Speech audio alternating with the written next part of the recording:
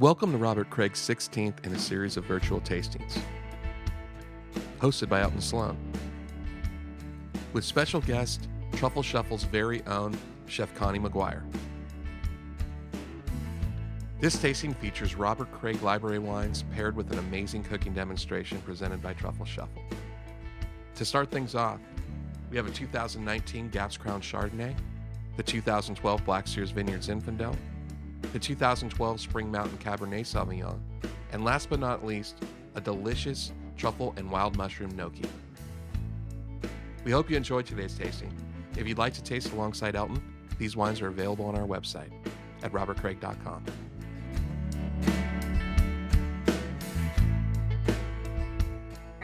Hey everybody, how's it going? Good, thank you. What's going on? How's everybody feeling out there? Oh my god, we got some beautiful faces out there. Oh my gosh, well welcome. I just wanted to come in hot and introduce myself. My name is Chef Connie. I will be your chef instructor for this amazing winery event that we have today. And I'm very excited to see all you guys. I know a lot of us have not taken a Truffle Shuffle class, and so if you have, just either with the winery or just randomly, give me some hands up if you've taken a Truffle Shuffle class. Is anyone out there? Oh my god, Jamie, yes, I know, yes. Oh my gosh, all right, well, welcome everybody. We're super excited to see new faces. And so, just a little bit about us. We actually started off as a truffle distribution company. And so that's why there's a lot of truffle elements to our recipe, okay? And so what we have now with the last couple years being a little weird, right? Especially for the hospitality industry. What we do now is we send kits to your homes. You guys are all gonna log in with me, right? We're all here together no matter what time zone we're in. And we're gonna go ahead and make some delicious food together, okay? And so before I get too far into the recipe and who I am, I'm actually gonna kick it to the man of the hour, Sir Elton, and he's gonna take it away and let's start talking about some wine. Oh, Elton, okay, I'm gonna, unmute, let's go ahead. I'm gonna ask you to unmute Elton. There we go, perfect. Hey, everybody. Oh my goodness, what an all-star cast we have here on Valentine's Day. It's been a Craig tradition for so many years to get together with a group of people that drink way too much and then come back to the tasting room and destroy the place after dinner. But this year, of course, because of COVID, which I got late last week, and I just had the week from hell. So, public service announcement. If you haven't been vaxxed and boosted, I advise it because I barely survived it with all three of those. In any event, I couldn't decide if it was the DTs in the first couple of days from not drinking wine, but it's great to be back with everybody. And what can I say? To see so many longtime Craigers, I see the Brandows, the Leahys, the Grays, the Curleys, more, all of you guys on here have been such terrific customers. And we have some people that haven't logged on, but they're enjoying the wine and a meal of their own tonight. So if you guys are incognito or not on screen, I just say welcome aboard and happy Valentine's Day. I'm not really much of a guy for Hallmark holidays. As Shelley can tell you, I'll get her roses the week after or the week before, but denied on Valentine's Day. But this has been a Craig tradition for so long, and it's just so wonderful to see everybody. And the fact that I'm not just eating porridge and drinking wine, I'm celebrating like a madman. I turned the corner late yesterday and I feel amazing today. So we're going to start. Shelley's coming in here just in a second here from a doctor's appointment, but we're going to get started with a little Gaps Crown Chardonnay. So let me share screen. And, I wouldn't be an Elton Slone presentation if I didn't take you out to the winery. I'm even using the good glassware today. I'm going to wash my hand afterward. Shelley, pop in and say hi to everybody. Hello. So there's Chardonnay over there in the fridge and a glass right next to the cutting board or right next to the knife shop. So here we are at the entrance to the winery. I hope you all can imagine coming up here on a perfect day at the summit of Howell Mountain. We're going to take a look at, of course, where we are in the upper right. That red dot is where the winery is located. And just north of that red dot is where Candlestick Vineyard is. But if you look to the left in the Mayacamas range, you can see Diamond Mountain, then Spring Mountain. We're going to have Spring Mountain tonight, the final wine of our wine journey. And then all the way, if you were to travel all the way down to where you see Affinity Lalande Vineyard on the lower right, and you were to go straight across the mountain range and past Los Carneros, about 15 miles right on that same latitude, you would hit Gap's Crown Vineyard, where we're going to have this Chardonnay. So on Valentine's Day, what can I say? It always makes me think of Bob and Lynn were just nuts for Valentine's Day. So here we are. Gosh, this is a few years ago with Shelly and I and Bob and Lynn. Come on in, babe. And at Robert Craig, Jamie is ceding the reins of all of the hospitality and consumer management is going to go through Scott. So Jamie Castro, we go to Scott Johnson. Look how much more good looking, young, dynamic, and fast Scott is. Isn't this fantastic? We're upgrading so hard, Jamie. Just kidding. I threatened Jamie with everything I could possibly think of, and she still decided she was going to go start a career in real estate. Here's to the two boys that got all the big scores on the 19s. Jason Price assumed the head winemaking role at Robert Craig in 2018.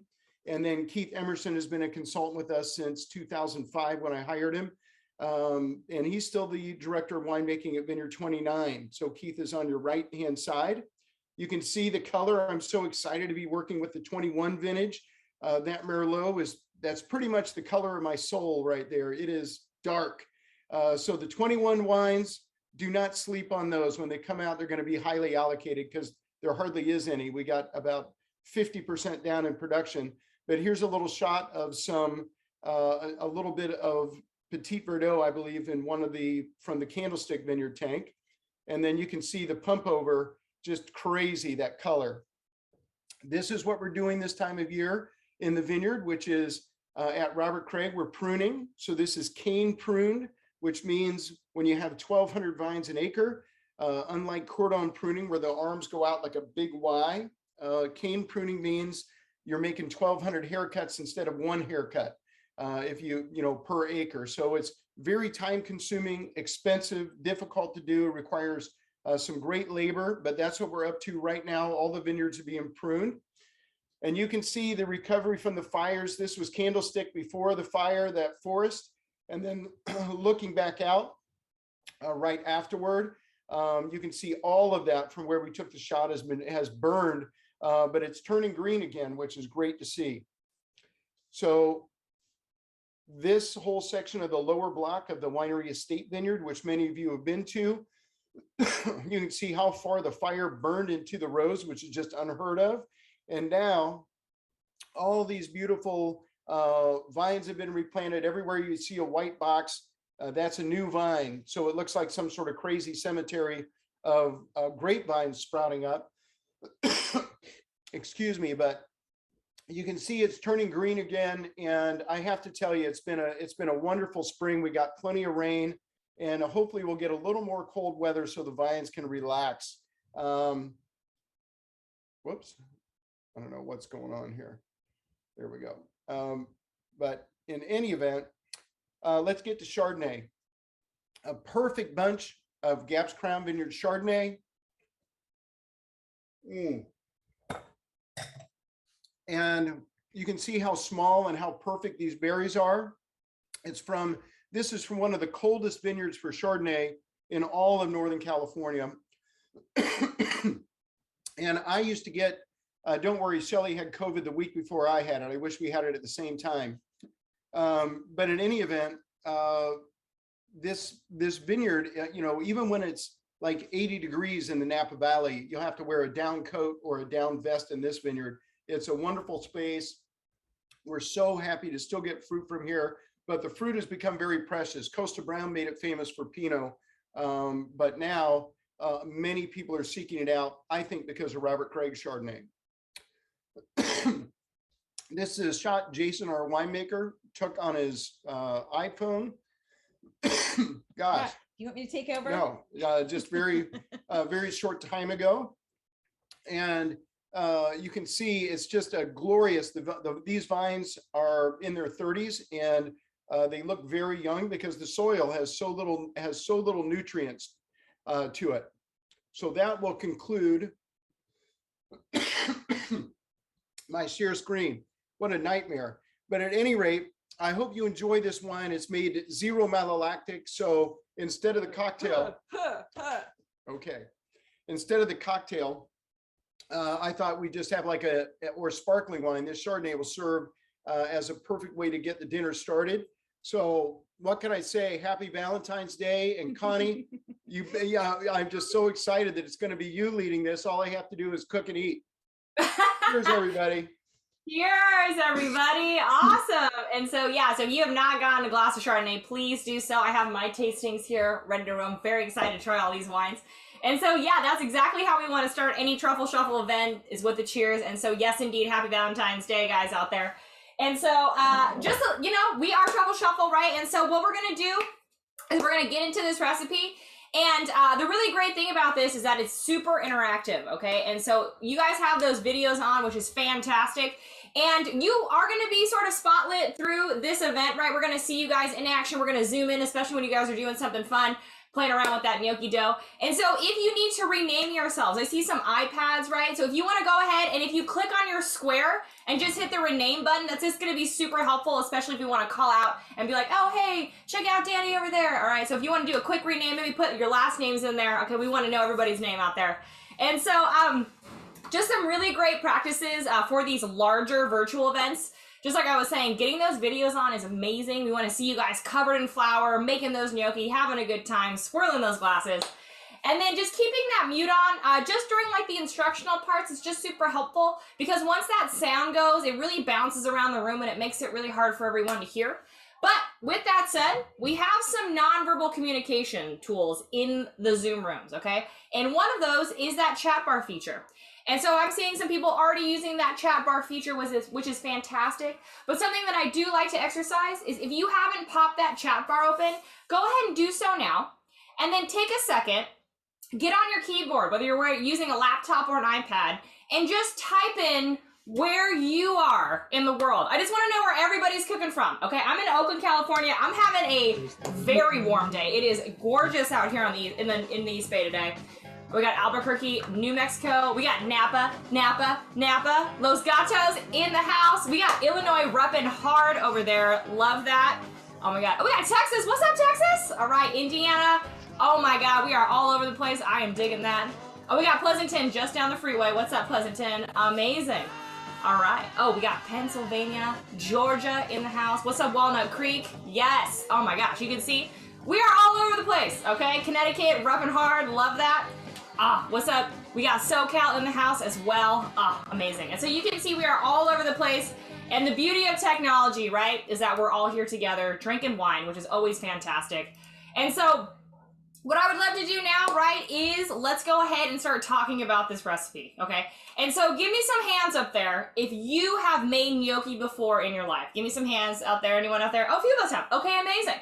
And so if you haven't, have you eaten gnocchi? Has everyone consumed a gnocchi in their lifetime? Okay, amazing. So we kind of know what we're looking for. That's all that matters, right? As long as you've eaten it, that's all that really matters. That's what I'm talking about. And so what I'm going to do in the first part of the class while we're swirling and enjoying that Chardonnay, okay, is I'm going to start talking about, or if we've already finished it, and we're already on the red, no worries at all. All right, and what I'm going to do is start talking about the mise en place. And if you've never heard that expression before, it literally translates from French, everything in its place. And it's going to include all of the equipment and all of the ingredients you kind of want close by, just so you can make this as efficiently as possible, right? Especially after that third glass of wine, kind of forget where you put something. So just have it close by, all right? Just so you can find it.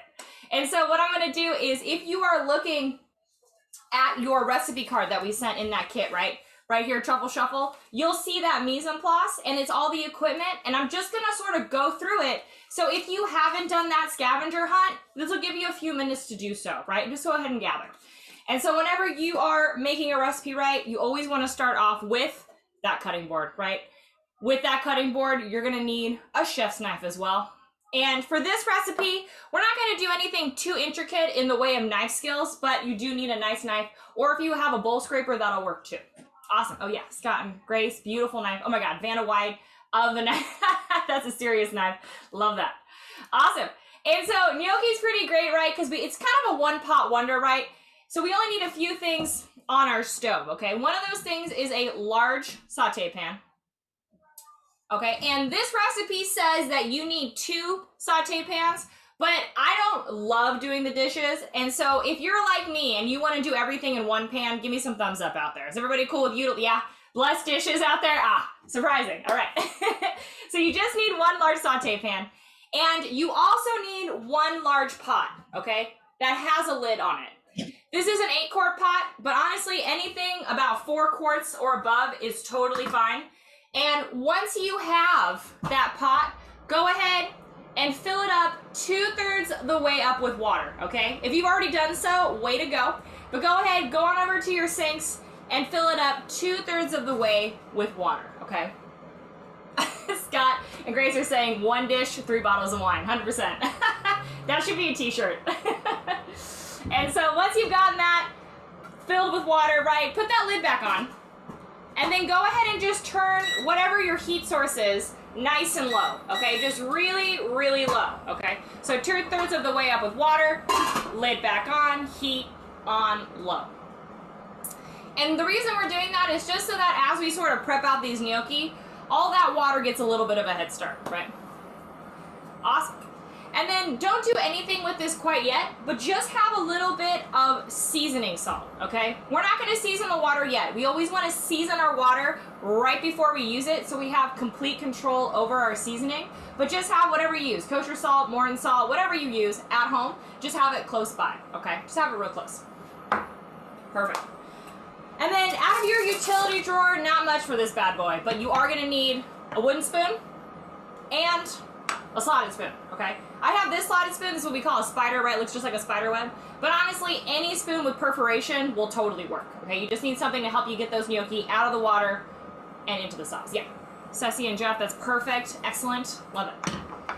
And then we are going to need a medium-sized mixing bowl, okay? Size medium. For this recipe, glass, ceramic, plastic, doesn't really matter. Just needs to be size medium, all right? If you're wondering what medium is, it's about the size of your head, all right? So if you need to do the head test, bowl head test, I get it. I get it. Awesome. Yeah. And with that mixing bowl, you're gonna need a clean kitchen towel. We are gonna be touching food with this, so make sure that it's as clean as possible, okay? Awesome. And then we are gonna need a sheet tray. And go ahead and line that sheet tray with either aluminum or parchment paper or that wax paper, okay? You just need to line it so that when we add the gnocchi to this and we're about to cook them, we can pick all the gnocchi up simultaneously, okay? So aluminum, parchment, wax paper, doesn't really matter. The only thing that won't work is plastic wrap, okay? So don't use plastic wrap if you can avoid it. Awesome. And then we are gonna get cheesy up in here. It is Valentine's Day, all right? We're gonna get a little gooey, all right? So grab those cheese graters, that's right. We're gonna get cheesy up in here. And so if you have this box grater, amazing. And if you have one of these microplanes too, that'll work as well, okay? So either box grater or a zester microplane, either one. Just get your cheese nice and small. Yeah, Carol, excellent. Beautiful, nice microplanes out there. And then we're not gonna need the whole kit, but you are gonna need a 1/4 cup measuring cup. Okay, so you don't need to bust out the whole thing, we just need the 1/4 cup. Easy. Awesome. And that's all of the equipment, you guys, really not too much. How does everybody feel about those items? Everyone pretty easy, right? Thumbs up out there? Awesome, incredible.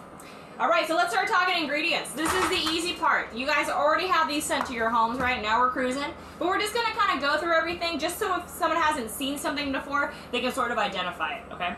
And so we're gonna be making lemon ricotta gnocchi, okay? So we're not doing potato, we're doing ricotta. So we have a really nice 12 ounce of Bellwether Farms cheese up here. And of course, a lemon, right? Makes sense. And we're gonna be adding some mushrooms, okay? And so the mushrooms are gonna be more of a garnish on top. And so we're using maitake mushrooms. These are my favorite mushrooms in the world, they're the best. These are also known as hen of the woods, okay? So if you see on the menu, hen of the woods or maitake, same thing, just different name. We are gonna be making some dough, all right? I wish it was cash money, but it is gonna be just gnocchi dough. So with this is 00 flour, okay? And if you've never used 00 flour before, the only thing you really need to know about it is that it's very similar to all-purpose, but the main difference is that it's milled twice as fine. So when you touch it, it almost feels like powdered sugar, right? Really nice and soft, and that's the secret to that gnocchi texture and that fluffiness that you want, right? It's all about that flour. Awesome. And then we're going to be making a brown butter sage sauce. So we got butter and some sage. And then, of course, we have some Parmigiano Reggiano, all right? And this is the good stuff, right? This is coming from Emilia Romagna. This is the best Parm out there. And we have some egg yolks to bind our gnocchi together. And then we are Truffle Shuffle, right? We all have these truffles all up in our recipes. And so we have truffles in this recipe in 2 different ways, okay? One of those is this guy right here. This is Balinese truffle salt. I know, look at that gorgeous sea salt up in here, all right? And we've actually seasoned this with truffle essence. And that's why it has that really nice brown tint. So if you want to go open it up and give it a smell, it has a fantastic smell, right? Really nice and floral. It has just like a hint of truffle, but nothing too aggressive. Awesome. And we're not going to use all of this, okay? So you're going to have some truffle salt to play with later on in the week. Awesome. And then we have truffles coming at you in another way, and that's this truffle carpaccio, okay? If you have not yet, take this jar of truffle carpaccio and just open it up, okay? Open it up. It makes a very satisfying noise, right? It pops right open. And when you smell it, you're going to hear a very faint, oh my God, do you guys smell that? Ah, just the freshest truffles, right? So what we've done is we have harvested and gathered truffles at like the height of their season, when they're just the smelliest of smells. We've sliced them super thin, right? That's what carpaccio is referring to. Carpaccio means thinly sliced. And then we've poached them in olive oil. And so for this recipe, the oil you see in this jar, we're actually not going to use that much for this recipe, but you guys are going to have primo truffle oil to use later on. What can you do with truffle oil? If you like making omelets, put a little truffle sea salt on there with a little truffle oil. Ooh, yum. If you like making popcorn on the stove, oh my gosh, Scott, yes, Scott and Grace, get out of my head. You get out of my head. That's right, popcorn, exclamation point. That's the best way to do it. Little truffle salt, little Balinese. Any fresh pasta, mashed potatoes, French fries, any potato dish at all, please use this. And this will last about 2 to 3 weeks refrigerated, and the oil will still be good, but you kind of lose that intensity, so try and use it. And let us know what you do with it. It's really great stuff, and we love to hear new things. Awesome. And so there is another item in your kits that we are not going to use for this recipe, but you definitely should, and that is the truffle honey, okay? So that's that jar right here. This is not going to be for this recipe, but it's a little extra thing for you guys out there. And so this is Marshall Farms honey, okay? And if you guys are up in the Northern Bay, you guys know Marshall Farms up in Sonoma County. And we've put truffle essence in here as well, and just a little bit of brown butter, okay? So this is not only sweet, but it can also be really savory as well, okay? So peanut butter and jelly, right? Put a little honey on there, whatever you want. If you like making fresh brownies, put a little honey on it, okay? And so we're not using this, but definitely use it. It's gonna, and this will last months, okay? This will last a really long time. So I'm gonna go ahead and put this with my honey stash. I have my honey stash right here. And so that's it. What do we got right now? Right now, everyone has gathered their equipment, everybody has their ingredients, and they are working on their next wine, all right? And so if you guys are ready to get cooking and covered in flour, let's see some thumbs up out there. Is everybody ready to go? All right, let's do it. Let's get into it. And so the first thing we're gonna do is we're gonna do the prep, okay? And so go ahead and grab those maitake mushrooms. And we're gonna go ahead and open these up. And I'm just going to use my knife just to open up this package here. And what's really cool about these mushrooms is that they're not grown in soil. They're actually grown out of just spored styrofoam. So you don't have to wash these, which is great. Because if you've ever tried to wash mushrooms, they're like little sponges. And so these are completely clean, ready to go. So go ahead and grab those beautiful mushrooms. And then go ahead and either find a small plate or bowl. And what we're gonna do is we're just gonna sort of leaf these apart, okay? And so I'm just gonna come around here and I'm just gonna let those mushrooms naturally tell me what shape they wanna be, all right? So I'm just kind of peeling them into 2 bite pieces. And I'm keeping them a little bit larger than 1 bite because I have to keep in mind that mushrooms shrink after you cook them, okay? So we're just sort of peeling them apart into about 2 bite pieces. And if you've never used maitakes before, give them a smell. They smell really cool. They kind of have like a smoky quality to them, right? And so if you want to add a little baconiness to a vegetarian dish, maitakes are awesome for that, okay? So a really nice sort of natural smoky mushroom. Awesome. And so these are all going to be used up. So even if they have these little itty bitty pieces, go ahead and save them. That's good stuff right there. Awesome. So we got our mushrooms on a plate, all right? So once you have your mushrooms on a plate, okay, go ahead and hold them up. Just want to see how everybody's mise en place is looking out there. Just want to see how everybody's feeling out there. Following these directions. Oh, yeah. Paul, that looks beautiful down there. Nicely done. Gorgeous. Scott and Grace, yes. Oh, Mary, beautiful. Team Mary over there. Mary and Skip getting it. Ceci and Jeff, nice mushrooms. Look at this teamwork over there. Love that. Peter and Lori, yes.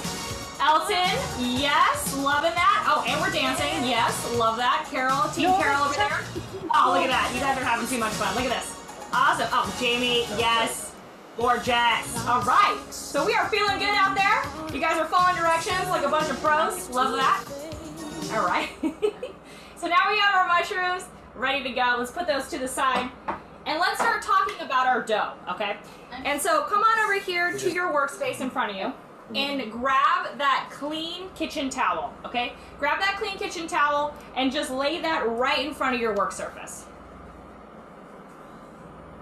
Boom. And then go ahead and grab that beautiful Bellwether Farms ricotta cheese and get that out of the cardboard, all right? Just expose that basket. So just get it out of that cardboard, put that basket right in front of you. And the way that they package this beautiful basket is they actually have sealed it off. And the seal has a little bit of a lip here, and you can just go ahead and just peel that open. Okay, so you just peel that right open here. Find that little incision, and it peels back, and you just expose the basket. And so the easiest way to get this cheese out of the basket is come on top of your beautiful towel here and get your hand on the bottom of the basket, right? So your hand's on the bottom of the basket, and then you're gonna channel your inner gold medal gymnast, okay? Your inner Simone Biles. Take that basket, flip it, boom, right on the towel, give it a squeeze, and pull the basket up, and that baby comes right out, all right? Super easy. And if there's any cheese, oh my gosh, Grace just stuck the landing, everyone. Did we stick the landing? Oh my God, hold on, give her one of these. Yes! Paul also, Team Paul stuck the landing over there. Nicely done. Yes. All right. And so if there's any cheese left in here, okay, get your fingers in there. Give this cheese a try, okay? Don't take my word for it. Taste it. See if you like it. It's one of the best ricotta cheeses out there. And whenever you're tasting a product like this, chefs like to call it quality control, okay? It's a really hard job, but someone's got to do it, okay? So go ahead and get those quality controls going. Perfect. Get that cheese in there. Good stuff, right? Not bad. And so now we have this beautiful piece of cheese on our towels. And you can see there's a little bit of liquid on the outside, okay? And that's going to affect our dough. So we want to sort of get some of this liquid off. And so here's a really nice trick. Once that cheese is on your towel, you're going to take each corner at a time. And you're just going to go ahead and lay it over the cheese and just gently press, okay? Don't be too aggressive. You don't want to, all right? You're just gently pressing it, okay? And what I'm going to do is I'm going to go one corner at a time, just once. And you'll see it's not an aggressive amount of water, but it's pretty substantial, all right? And so what we're doing is we're just patting out any whey from those curds that didn't quite stick, okay? And so now it really dries out that cheese, which is going to help us with our gnocchi texture. Awesome. So we just went around the world once, right? Just have a nice little cheese puck, nice and dried out.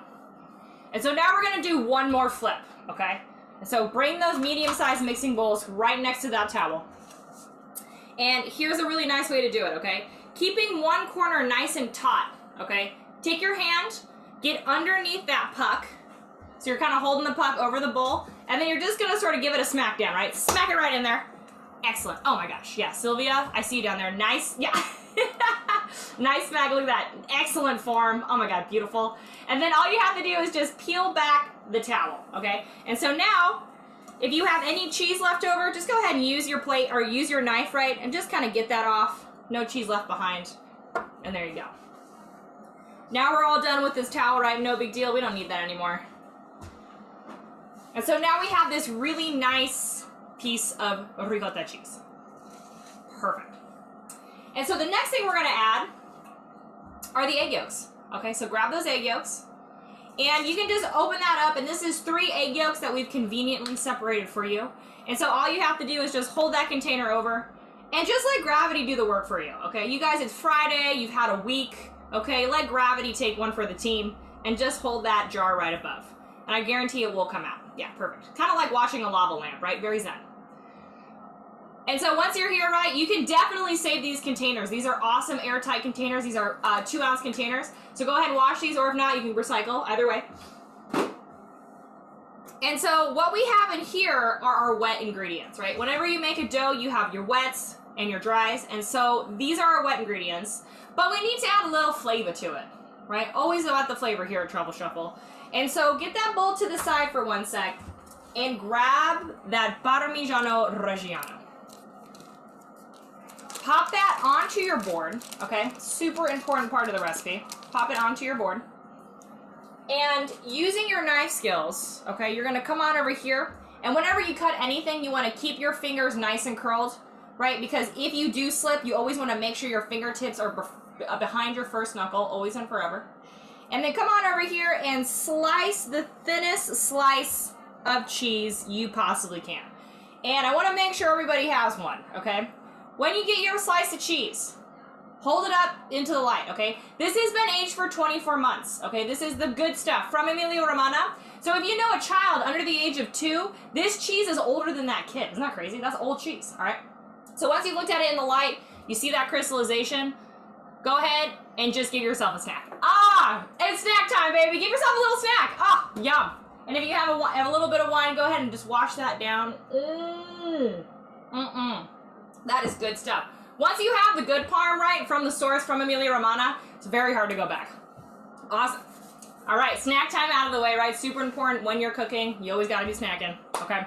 And so now that we have that out of the way, go ahead and grab your cheese graters or your microplane.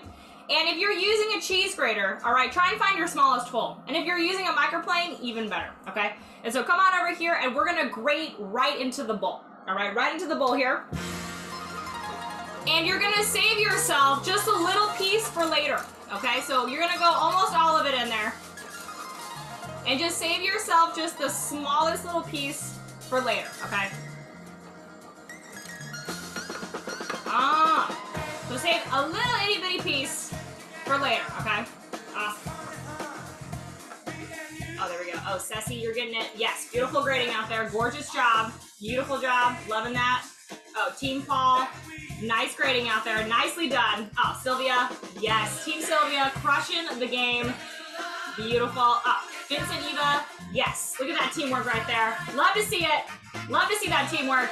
Oh, Team Carol. Yes. Right in that bowl. Excellent. Oh my gosh. We got a swirl and grate at Dulce and Mike's house. That is some professional technique right there. Look at that. Oh, yes. That's awesome. I have not seen that yet. Oh my God, I love that. All right, and so once you've grated that cheese into the bowl, save yourself, if you save yourself just a small piece for later, right? Nothing like fresh Parmesan cheese on your pasta.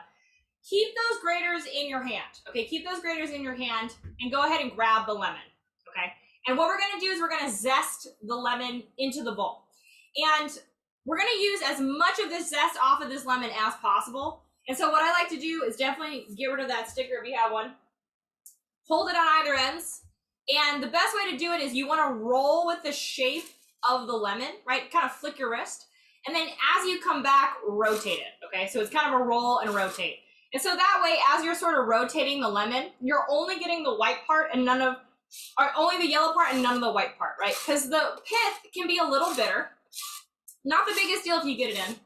And the reason we're adding zest to this, right, is because if you were to add lemon juice to eggs and cheese, right, especially this ricotta cheese, what happens is that it actually changes the texture of those two things. And so adding zest to your dough is a great way to get that baseline acidity and that flavor without getting that citric acid to affect your texture, okay? So you'll see that a lot, even in pastries too. They'll say, oh, add a little orange zest or lemon zest. Just a really great way to utilize the whole fruit. Awesome. And so we're getting this until we have almost all of that zest off. Until we have just a really nice naked lemon, right? And then of course, once you have that zest off, keep that. We're gonna use this the inside later, but just go ahead and give it a really nice slap. And then sometimes with that lemon, you just kind of have to reach your hand in there, right? And you can see quite a bit of zest is still in there. And honestly, lemon zest makes your hands smell amazing, right? Nice, fresh, and so clean.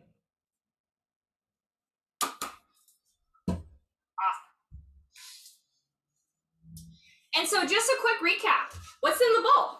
We got ricotta cheese, we have egg yolks, we have Parmigiano Reggiano, and of course, a little zest, right? A little lemon zest, because why not? But of course, whenever you are making a recipe, you do want to season in layers. Okay, so let's do our first layer of seasoning here. And go ahead and grab a little bit of the Bolognese truffle salt, okay? And we're just gonna add a pinch. And so a really cool way to do this, right, especially if you are into seasoning food, is you want to take about a teaspoon, right? A teaspoon, it's about this much, right? A teaspoon to a teaspoon and a half. And the most professional way to season anything is you actually go over the bowl and you get your hand really high, okay? And then you want to go ahead and season that up. Okay, so if you want to try that technique, go ahead and show it off. All right, let's see that season. Oh, Ceci and Jeff, yeah, exactly. Oh, Team Stacy, nice sprinkle over there, I see you. Oh, Peter and Lori, let's check it out. Nice seasoning up there, excellent job. Oh my God, Sylvia, Team Sylvia, always crushing it. Oh my gosh, just doing it. Lovely. Oh, Paul, Team Paul over there. Look at this flair. Oh, finesse, I love it, love it, love it. Oh my God, Vincent, Eva, just dancing in the bowl. Amazing, amazing, amazing. All right, we got some excellent seasoners out there. Seasoned seasoners, I see. Amazing. All right, so now we have a really nice pinch of that Bolognese truffle salt, right? Just a pinch. And so go ahead and grab those wooden spoons. And we're gonna go ahead and we're gonna mix this all up, okay? And so at this point, super important that we get this really nice and evenly distributed, okay? Because we wanna make sure that every gnocchi gets a little bit of cheese, a little bit of zest, and a little bit of salt, okay? And so when we add our starch in just a minute, we're gonna have to be super gentle with this. And so this is a chance we really get those mixing wiggles out. And whenever you're mixing in a bowl, make sure you scrape those sides as well, right? Make sure everything is nice and incorporated. And so we're just looking for a nice sort of scrambled egg looking thing, right? Just nice texture here. Easy, easy peasy. So once you're there, take the back of your spoon and just sort of smooth that cheese out so that the cheese is a nice flat layer on the bottom of your bowl. Okay, just kind of smooth it out till it's all on the bottom of the bowl and go ahead and just stick that spoon right in. This is gonna help us mix our dough later. So just use the back of your spoon, smooth it out, keep that spoon right in. Awesome. So this is the wet ingredients ready to go. And just a quick sort of check, right? How's everybody feeling out there, everyone? If you want to give me a thumbs up, I'll take a thumbs up. But if you guys want to do a swirl instead, I'm also into that too. We can play a quick drinking game. So I'm like, hey, how's everybody doing out there? And you do a swirl of your wine instead. That's way more efficient. Okay. Yeah, there we go. Excellent. Amazing. And so once you have your cheese nice and smooth out, okay, go ahead and get that bowl out of your way. And let's start talking flour, okay? And so what we need to do is grab the 1/4 cup and the 00 flour, okay? So 1/4 cup, 00 flour. And super important part of this recipe is that you have to remove a 1/4 cup of flour out of this bag because we've measured this out. So you had a 1/4 cup to play with and the dough, okay? And just for my peace of mind, can everyone just hold up their 1/4 cup of flour just so I know everyone heard? Amazing. Oh, you guys, incredible. Awesome. So once you have your 1/4 cup, go ahead and put it to the side. And this is what we're going to refer to as our bench flour. And if you've ever heard that expression before, bench flour is just referring to a baker's bench, right? A baker's bench is what you call a baker's table that they work on. And so if you see in a recipe, have some flour for bench flour, it just means flour that you need for your hands or your work surface or anything you need. Okay, that's usually what it means. Awesome. And so now we have our bench flour reserved.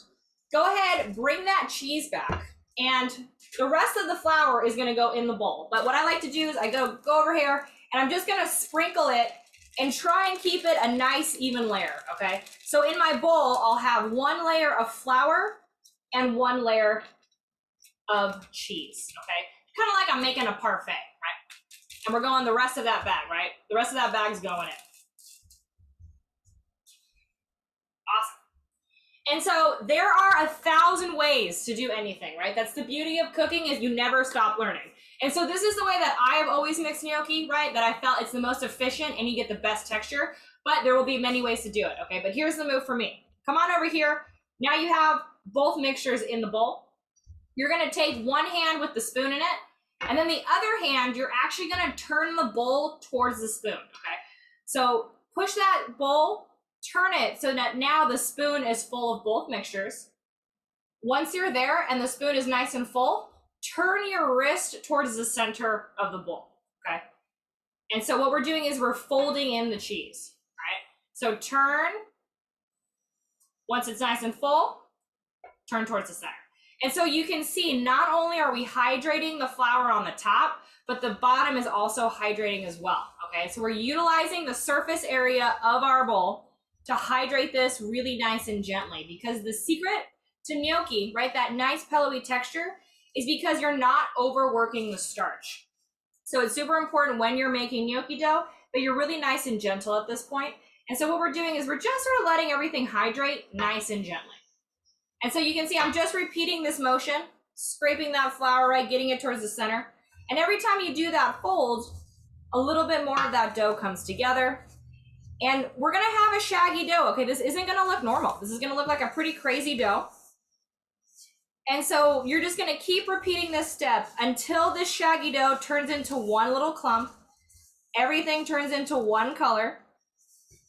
And then there's no flour on the sides, right? And that's as far as you need to go, okay? So I'll give you that board cam here so you can see. So you can see all the flour has removed itself from the sides of the bowl. And I have this really shaggy, sticky sort of situation, but everything's nice and one color, okay? And that's it. You don't need to mix it that much more, okay? Just until it gets to a nice homogenized color. Awesome. And so if you feel like you have that shaggy dough, okay, definitely hold it up. Want to make sure everybody feels good about that. All right. Oh yeah, Ceci and Lori, perfect. Mary and Skip, excellent. Oh, Team Steven, gorgeous. Gorgeous shaggy dough. Paul, excellent job, Team Paul. Yes. Oh, Team Carol, beautiful. Yes. Yes, yes, yes. Oh, Gina, Team Gina, let's check it out. Oh, there we go. Oh, with a smile. Oh my gosh, you guys are having too much fun. Karen and Dan, let's see that. Oh, beautiful job. Nice. Oh, Elton. Yes, Team Elton, love that. Jamie and Scott, beautiful, beautiful. Yes. Oh my gosh, you guys nailed it. All right, that was a gnocchi dough, right? Easy peasy. And so now let's start making some beautiful gnocchi babies. And so whenever I make gnocchi, I like to give myself a little bit of space, okay? And so what I'm actually gonna do is I'm gonna get my cutting board out of the way. And you just need about shoulder's length worth of space, okay? So go ahead and just make sure that you kind of just take your hands right, and you just wanna go ahead and make sure you can have enough room to roll. And I have this really nice wooden countertop, but honestly, whatever material countertop you have is gonna be just fine, because we're gonna use flour anyways, okay? So go ahead and just clear off a little space for yourself. And let's go ahead and bring over that 1/4 cup of flour. Okay, bring over that 1/4 cup of flour. And go ahead and just dump it out of the 1/4 cup. Okay, just kind of dump it out. Keep in mind I'm left-handed, okay? So if you need to be right-handed, go ahead. But get it out of that so you can get your hands in there without fighting this itty-bitty little thing, right? You want to be able to get your little digits in there. Awesome. And then, of course, you want to take a little bit of flour and just go ahead and flour your work surface, okay? Right where you're working. And then since you're flouring your work surface, grab that tray that you lined earlier, give it a little bit of flour as well, okay? And so that way you have your workspace and your landing zone, okay? You always want to set yourself up for success, especially when you're doing doughs, because then you have somewhere to go. Awesome. Oh, I see some good sprinkling out there. I'm seeing some amazing teamwork, okay? I just want to take 1 minute and say you guys are crushing this recipe out, all right? Take a minute. You guys are awesome. Lots of teamwork. I love it. Love to see it. Love to see it in the wild. It's awesome. All right, so once you have your surface floured up, you got a landing zone. Go ahead and get that dough out of the bowl and just make sure you get all the dough into one spot, right? Get it all into the center of your work surface that you floured and make sure you get all the dough out of there, right? And it should relatively be one piece, but it is gonna be a little shaggy and that's totally what we want, okay? So if it's kind of falling apart like mine, that's excellent. Awesome. So once you get the dough in the center here, I take my little pointer finger and I actually dip it in flour, right? I take my finger, I dip it in flour, then I use that floured finger to scrape off my spoon. So that way not all of my hands get sticky. So I'm just gonna scrape the spoon with my finger, scrape the finger with my spoon, and vice versa until I get all that dough off the spoon, right? Because these are all potential gnocchis. Awesome. You can go ahead and get rid of that spoon now. We're all done with that wooden spoon. And so now we have this crazy, beautiful blob here, right? Nice shaggy blob. And so we do want to make sure this is nice and incorporated.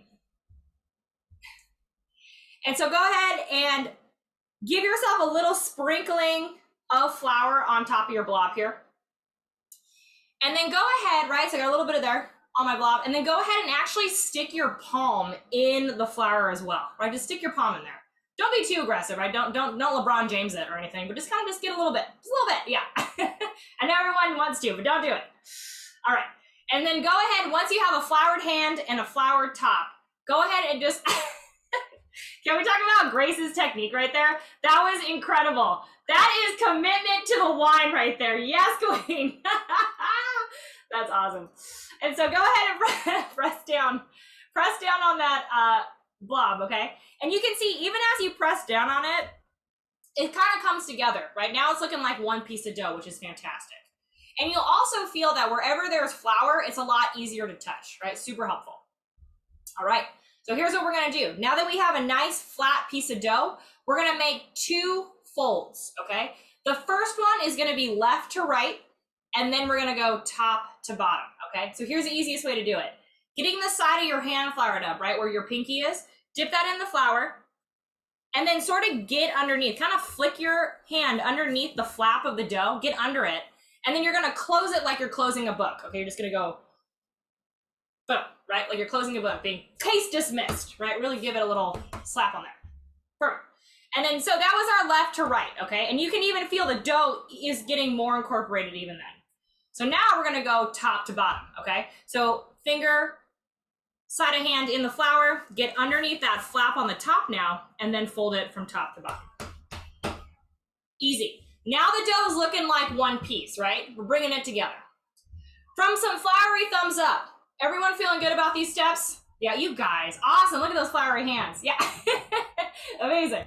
And so come on over here, and now you have this really nice piece of dough, but some of us are going to have a lot of dough on the work surface. And these are what we call speed bumps to our success. Okay, so here's what we're gonna do. We're actually gonna clean our surface. So grab that other hand that you haven't done anything with yet, get a little bit of flour on it, pick up the dough, land it on that floured hand, okay? Land it on that floured hand. Then taking your knife, scrape off anything that didn't quite make it, okay? No problem, it's not gonna be much, but it is gonna affect our rolling, okay? So get that out of the way. Get some new flour in front of you, and then land your dough on the new flour. And because we do this, it's gonna make it a lot easier to move, and it's really just gonna set us up, okay? Awesome. If you have an excessive amount of dough on your hands, a little trick is if you just actually rub your hands together, that dough will come right off, right? And if you put a little bit of flour on your hands and rub it, it'll just scrape all of that excess dough off. Because if you try to go under the sink, it would kind of turn into cement, which is totally fine, but this is just the easiest way to do it. Awesome. So now we have cleanish hands, right? Cleanish hands, and a nice clean surface. And a beautiful little dough baby, right? Awesome. So you can feel the dough's got flour on the outside, on the top and the bottom, but the sides are a little sticky, right? So what we're gonna do is we're gonna get some flour on our hands, and then you're just gonna pat the sides while turning the dough, okay? Just kind of like you see people working with a piece of clay, right? Just like Patrick Swayze in Ghost. Anyone know that movie? Anybody? Yeah, we all know what I'm talking about. Okay, so once you get that right, you got this really nice sort of cylinder. That's your gnocchi dough, okay? If you notice that there's a lot of cracking in your dough, right? It doesn't feel smooth, you can absolutely repeat the folding procedure, okay? So if you feel like it's just not coming together, just go once, right, left to right, and then top to bottom, right? You can do that step again, okay? Some of us may have to do that, some of us may not. But just so you know, that is 100% an option. All right, so once you feel like your dough is completely incorporated, all right, you got this beautiful little circle.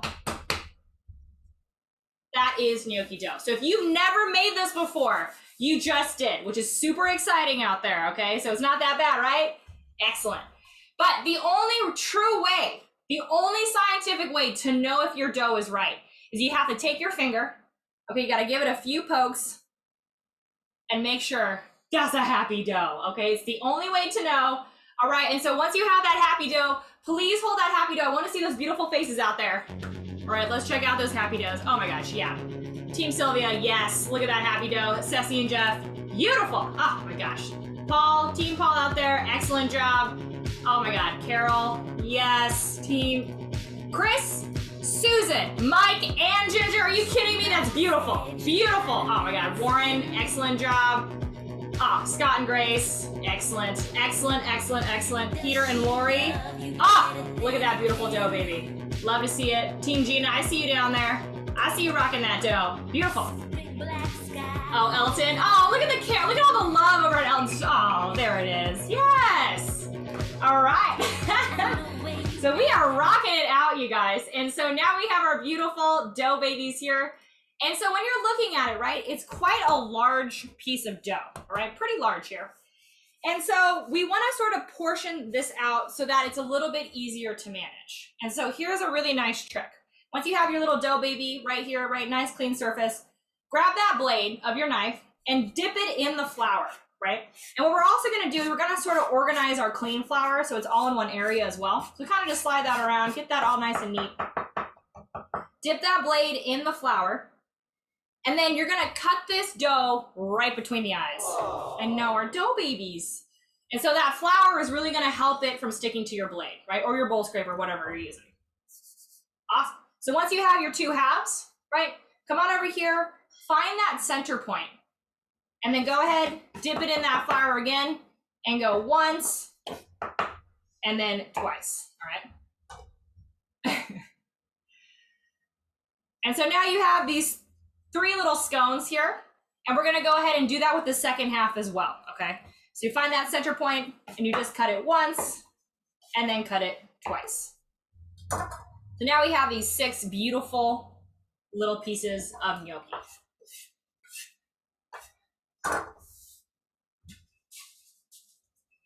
And so put those portions to the top of your work surface, right? So you have that front part nice and free. And let's start rolling this out, okay? And so once you have your portions, get a little bit of flour right in front of you, right? And then grab one of those portions and just sort of tap it in the flour on the side that you just cut, right? So it's not sticky. And then what we're gonna do, right? I have the pointy side sticking straight up, right? Straight towards the heavens here. And the first thing I'm gonna do is using the palm of my hand, I'm gonna push down while rolling back and forth. Okay, push down while rolling back and forth. And what happens is you just naturally get a cylinder, right? That just naturally turns into a cylinder. And so I'm gonna keep rolling this back and forth. Just get a little higher so you guys can see. And I'm gonna try and keep it as even as possible, right? And so I'm moving back and forth. And then once it gets a little too large to handle, right? Get it, handle? Go ahead and grab your other hand. And then working from the center out, okay? You're just gonna go ahead and keep rolling this into a really nice even tube. This tube doesn't need to be too skinny, right? Because you do want a little bit of that chunk. And so roll it until it's about the size of your thumb. Okay, you see that? You see how it's about the size of my thumb in diameter? That's as far as you need to go. And I do know that everybody's thumb is different, right? Everybody's thumb is a little bit of a different size, but just stay relatively in the same realm and just try and keep the gnocchi as similar in size as possible. But the width of this roll is going to determine the size of your gnocchi.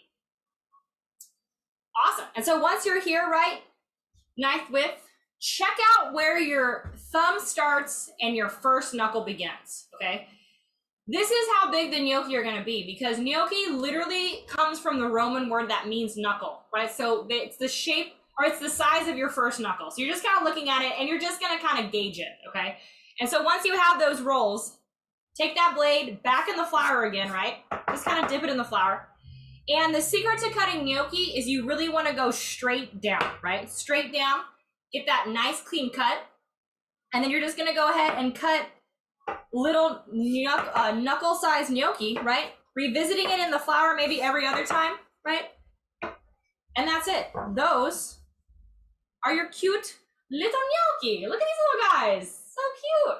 And so you can see everybody's thumbs are different, right? And they will be, as long as you keep them relatively on the same size, right?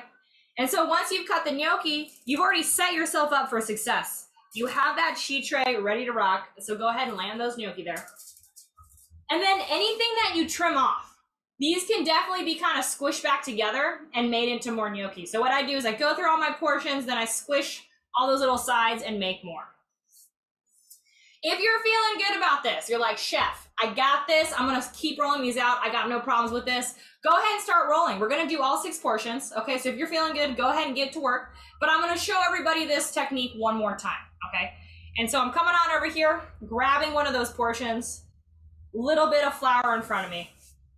And then I'm going ahead and dipping the sides here in that residual flour just so it's not sticky. I got the pointy side sticking towards the heavens. I'm going to take the palm of my hand and push down while rolling back and forth, right? Rolling back and forth here. And that immediately turns it into a cylinder. Easy money. Once that cylinder gets too big for one hand to handle, right? I'm going to use both hands now, working from the center out and just keeping my rolls as even as possible, right? Just kind of making sure that they're nice and evenly rolled. And I'm really just using my fingertips, right? I'm just putting light pressure with my fingertips, using that surface area to naturally make a tube. Once that tube's the size of my thumb, I'm gonna take my knife, and the secret is you just wanna go straight down, right? Straight down, confident cuts. That gets you that really nice, clean edge on those gnocchi. Revisiting it in the flour as I need, right? Maybe every other cut till it gets sticky. And there you go, easy money. Then I'm gonna go ahead, once I have my portions cut, just land it on my tray. And then I'm gonna go right into the next portion, right? Saving my trim to squeeze and make some more gnocchi at the very end. Awesome. If you guys are feeling good about this, go ahead and just hold up a gnocchi just so I know everyone feels good. All right, so everyone, even if you just have one, all right, hold it up. Awesome. Oh, amazing. And then what I would love to propose is if everybody can hold up a gnocchi. All right, everybody hold up a gnocchi. We're gonna take a picture, okay? So everybody hold up a gnocchi, baby. And then give me your best smile. Okay, give me your best gnocchi smile, all right? And we'll say 3, 2, 1. Everyone say gnocchi! Yes! That's awesome. Amazing. Oh my gosh.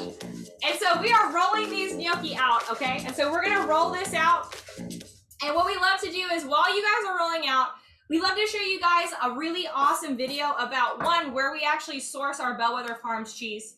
And then we'll go ahead and show you a video of where we actually source our truffles from, okay? And then Elton, after that, it would be awesome if we can start talking about those other wines right after we come back after the gnocchi. Does that sound good over there? Awesome.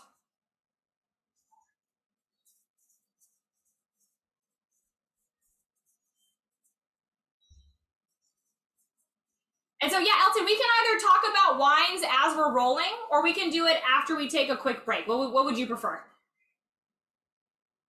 Oh, let me go ahead and unmute you.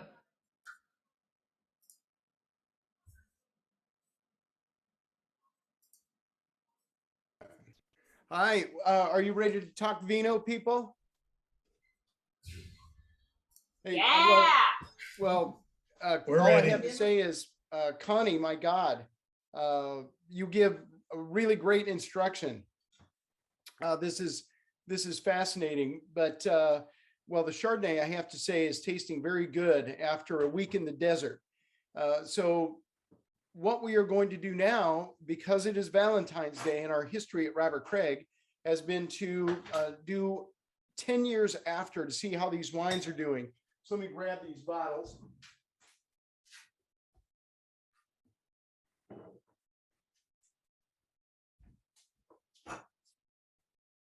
Whoops. Somebody in the waiting room. All right. So we are going to be doing the 2012 Spring Mountain and 2012 Zinfandel. Now, most people will do a Zinfandel before Cabernet, but a lot of times I'll save Zinfandel for the end. It is just it's a matter of preference. We're going to have both wines. 2012, I think, was one of the most overrated vintages in all of the Napa Valley, because after a difficult 8, 9, 10, 11, all of those vintages were kind of tough, cold, wet years in the Napa Valley. 2008 was a vintage that we didn't even have a winemaker for. So in any event, I think 2012 was overrated. It was like it was like 2018 in terms of the yield, but the wines, it got so hot on Valley Floor that year that a lot of Valley Floor vineyards were coming in September. I think we finished harvest in the first week of November. So to me, some of those wines taste really alcoholic and hot, and they didn't have enough time on the vine to give themselves the time to give those, really complex flavors that we're used to. So let me share screen here and take you on a little journey. But I think 2012 for Robert Craig, this was Stephen Tebb's third vintage with us. And boy, did he make some nice wine in this vintage. So let's start with a little Black Sears Vineyard Zin. This was taken last winter when we got a cold snap. And you can see all of those beautiful head train vines up there on Black Sears. Just to the right, just to your right, as you're looking at this vineyard, is Larry Turley's house and Robert Craig. So if you're a decent golfer and you hit a 9-iron from this vineyard, you'd land right on the winery crush pad. So it's really very, very close to our spot. And this is, if we were looking from our winery down into Pope Valley here, we'd be looking straight down the lane that you come up in when you first come in the gate. So here is Ashley Sears, Jerry Sears and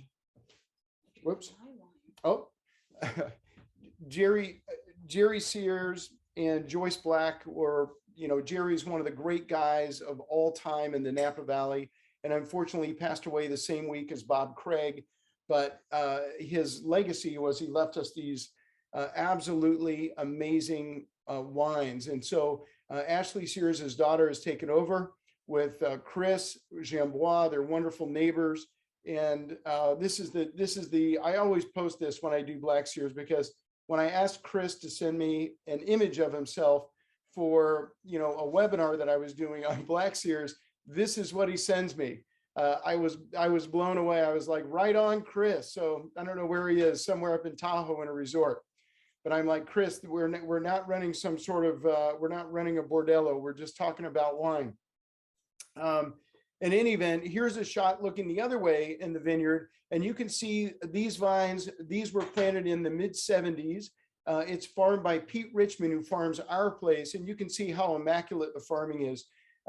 They claim to be dry farm, but I see drip hose out there every now and again. So I think most of the Zinfandel farm vines are dry farm, but they are like us, farming organically, but not certified. They're biodynamic as well. And it really, to me, it's the finest Zinfandel vineyard in all of California. Of course, they're a next door neighbor, so I'll say that, but very few places now. There are so many of the, like a big portion of this vineyard, you can see as you look back toward the back of this picture that a lot of the, you can see where these old vines end, and then there's some new vines, some young vine crop, and that's where they took out a huge portion of the Zinfandel, and it's now planted with Cabernet because they get $80 for the Zin or $85, and they get $180 for the Cabernet. So it's happened all over the Napa Valley. I mean, but the greatest Zinfandels are all, to me, right there. Turley's Dragon and Rattlesnake Vineyard. You have Lamborn Zinfandel. You have Outpost. You have these people that make just incredibles in. There's something about Howell Mountain and Zinfandel, and it's a shame that it's all disappearing. So I've even thought about, as we're replanting, to plant a little bit of Zinfandel on some of the vines that have we lost to the fire, just so we'll make sure we have it, because it's such an incredible wine. Oh my God, that 2012 Black Series is just amazing. So we're going to go from the Black Series vineyard. You can see how the soil, even though it's our next door neighbor, this is that basalt series, that clay Aiken loam, which is Howell Mountain standard bearer. The Zinfandel, I wish we'd bottled all these in DM corks back in the day the way we do now, because of the fact that to me, the only thing holding this wine back from a 40-year life sometimes can be the cork, the traditional cork closure, which at the time in 2012, that's when we started spending a lot of money on corks. But as the little guy, became apparent to me that even though we were spending the same as a Peter Michael or an Opus One, we might not get the same grade of quality. Wow, that Zinfandel just has that really exotic Howell Mountain spice. I mean, to me, if I were to brown bag that wine right now, I would say it was from the Rhone. So this is a shot of the soil, and you can see once again all those white, that's Cabernet being planted there right next to what is where I'm standing in, where we get our Zinfandel from this vineyard. And then when you go to our vineyard, excuse me, you can see immediately the difference. You go from clay Aiken loam to clay Aiken rock. I mean, our vineyard is, this is the lower block that I went down to inspect after the fire a couple of weeks ago. And you can see it is just absolutely solid, this volcanic rock. And that's what makes, I think, Robert Craig, our vineyards on Candlestick and at the Winery Estate so special. And we're at about 2,300 feet of elevation right here. So now we go to Spring Mountain with Joan Crowley's vineyard. When I found out from Bob, I said, when I started in 2004, I said, Bob, it'd be really great to do another couple of mountains since we're not, we don't have enough estate vineyard, which we do now. But at that time, I said, gosh, he said, oh, I used to have a property on Spring Mountain. And so he called Joan Crowley. I didn't realize that Bob and my current partners still used to own this vineyard, used to own the Crowley property. He got in a big battle with David Abreu, a big lawsuit over the installation of the vineyard, and the rest is history. They had to sell it to pay the legal bills. But now we have access to this beautiful fruit. You can see if you look across, you're looking in this vineyard at the Spring Mountain. You're looking to the left, where you see that big mountain is Mount St. Helena. And then as you go down from there to your right-hand side, you see a hump and then some little striations. And right between the hump and the next big bump, as you get toward the right of the photograph, that's where Robert Craig Winery is located. So it's just incredible. You can literally see our vineyard if you have binoculars or a telescope from there. But this vineyard, you can see there's lavender growing here. It's surrounded by all of these big pine trees. The Spring Mountain just has this really exotic, plush, round flow to it. It's just absolutely unique in terms of what it gives us. And spring, back in 2012, we used to get sort of the portions of the vineyard, excuse me again, that were all very close to kind of the forest and the ferns and maybe some more water. And now we get the very best section of the vineyard. So what's interesting, I noticed when you open it, I feel like, as Connie would say, you need to put your finger in some flour in order to get all that muck out of the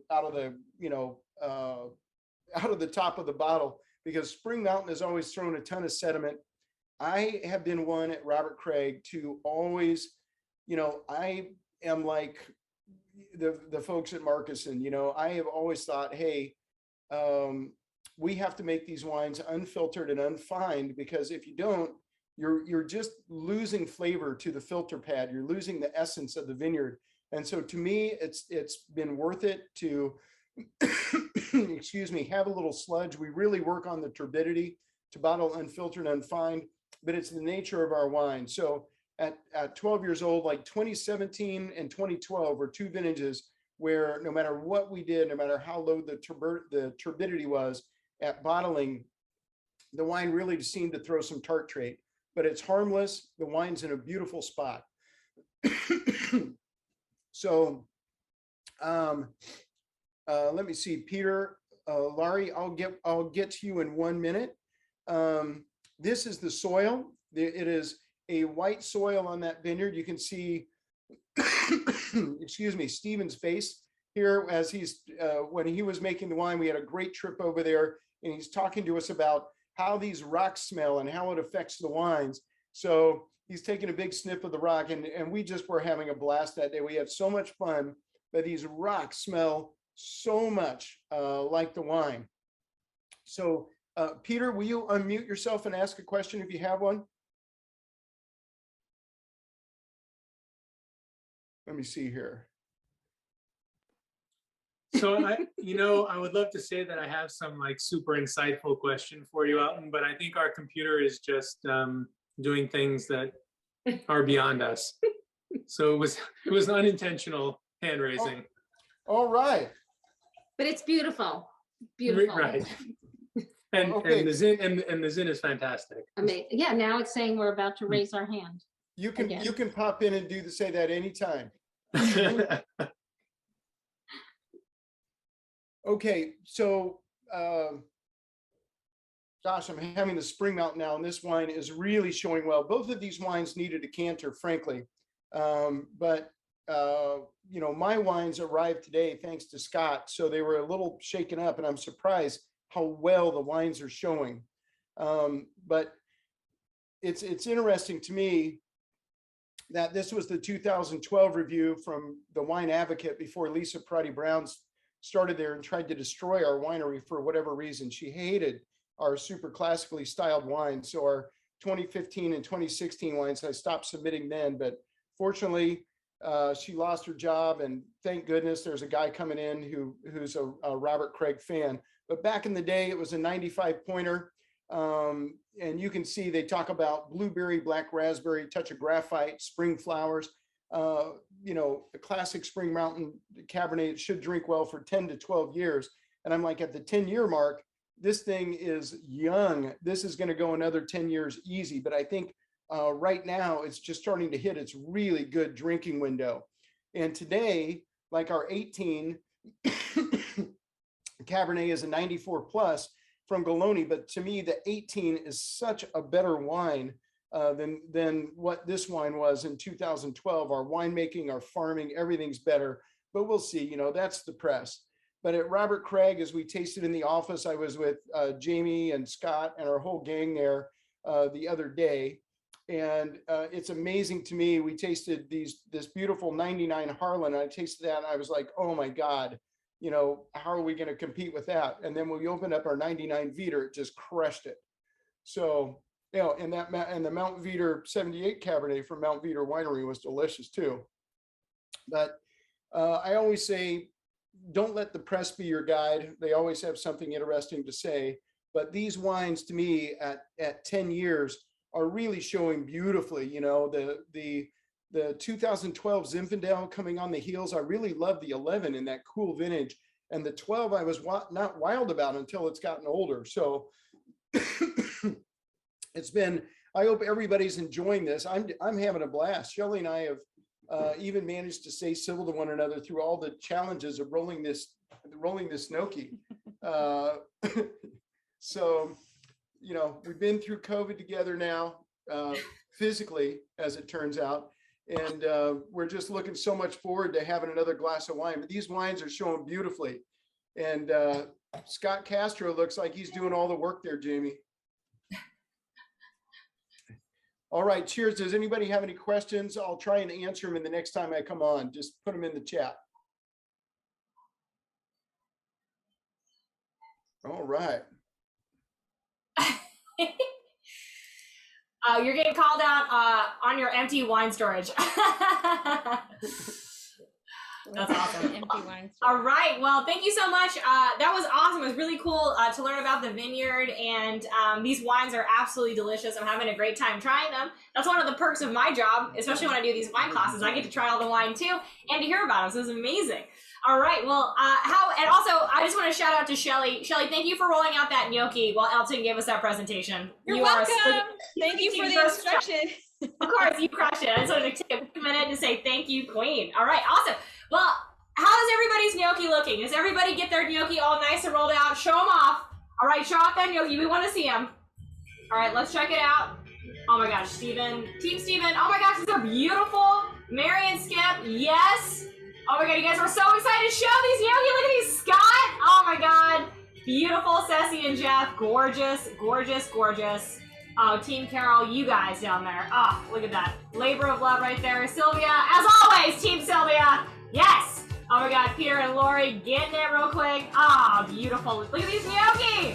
All right, if you guys want to take one more picture with our trays of gnocchi? You guys want to do it? All right, so everybody get on over.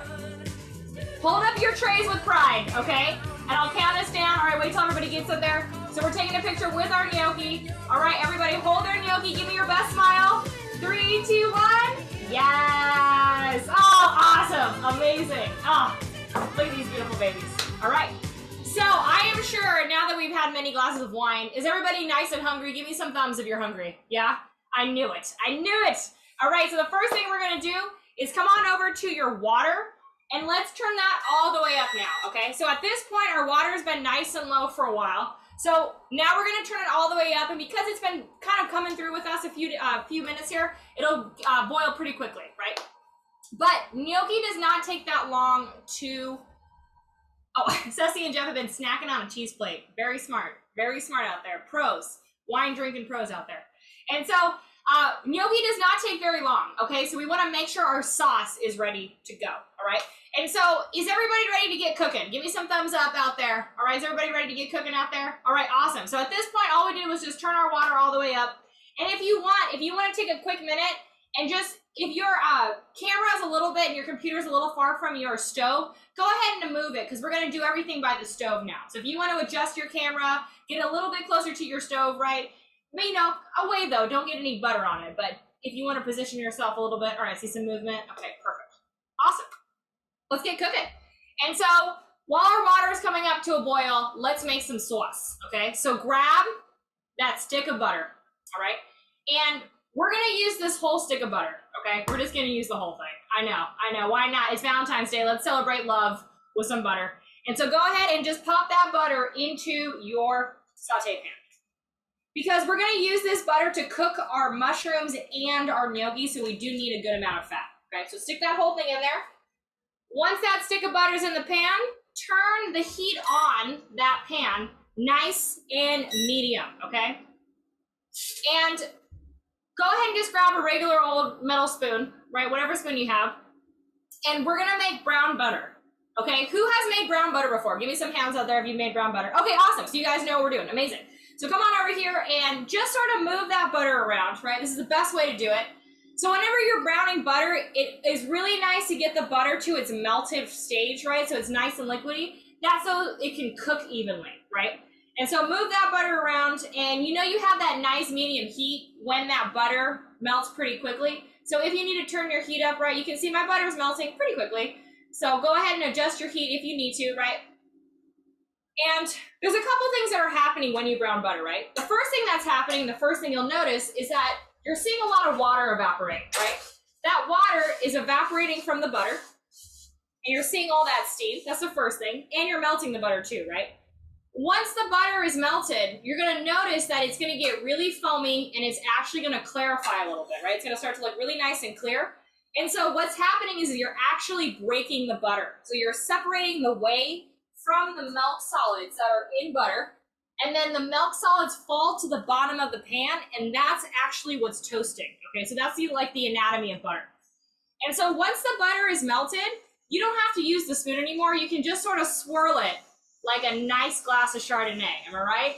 Like a nice glass of Zinfandel, okay? So kind of keep swirling it, and you're just letting that butter get a nice swirl, and an even distribution of heat. Awesome. And so once our butter is melted, right, we have a little bit of time now, right? Once it's at this liquid stage, you can kind of walk away from it and only sort of twirl it once in a while. So let's do a little multitasking, okay? So once that butter is at liquid form, grab that sage, okay? Grab that sage and go ahead and get it out of the bag. And we're gonna keep this sage nice and big, okay? We're gonna keep this nice and big. Let me refocus my camera here. Hold on one sec. There we go, nice and big.